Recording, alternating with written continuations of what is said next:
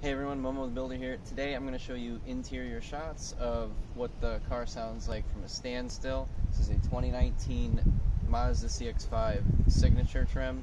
This has the Corksport intake and exhaust just like last time. And stay tuned for the end of the video if you have a hitch and you're thinking about adding this exhaust. There's one tip I have to prevent extra drone and rattle in case you have that issue.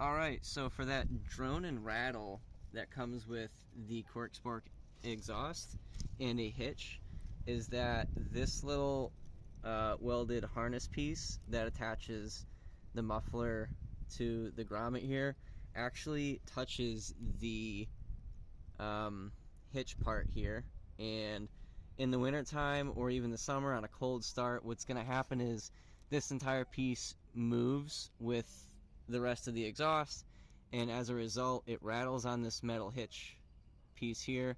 So to prevent that, I have a exhaust wrap that I put around the entire thing with the straps to prevent it from coming off or moving, and this should hold it in place and also prevent that friction between the two.